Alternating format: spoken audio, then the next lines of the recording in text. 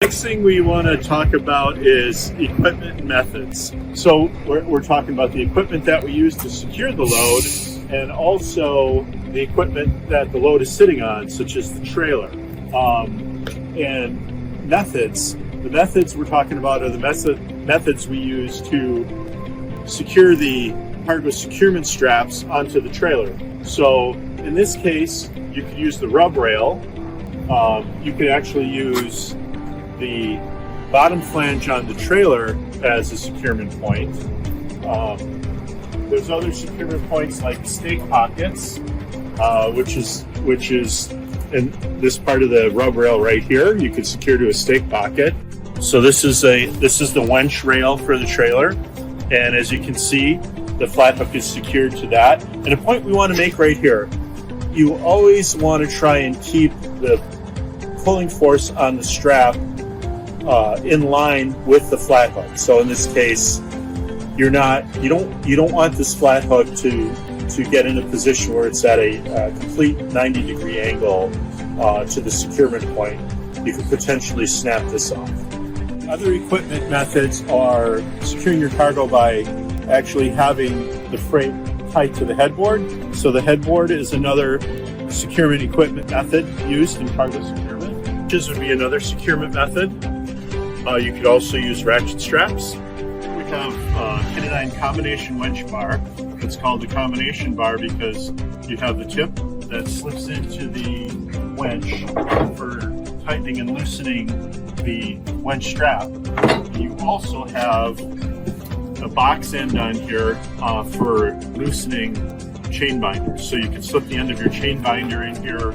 It gives you much more leverage on the binder when you're opening it up so it doesn't snap open real hard.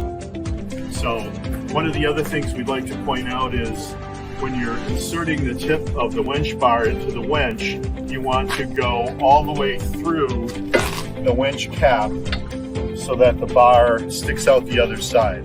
That way you won't break out the tip off of this winch bar or compromise it in any way. So here we're just going to loosen up the winches. So I'm inserting it all the way through. Just put a little pressure on it. This is called the pawl. We're lift up the pawl and just take the pressure off the strap. Pull the winch bar out, pull the pawl up, and we got a nice loose strap. This is our new wide flanged winch pawl. It's much easier to use, keeps you from pitching your fingers on the sprocket of the winch, and when you have gloves on, it's easier to grab and use, especially in cold weather in the wintertime. Okay, the next thing I want to address is something called the DOT wrap.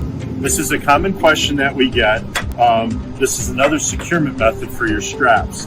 So the DOT wrap is taking the flat hook, running it up through the rail, hooking it on the rail, and then tightening the strap up. So you end up with this configuration.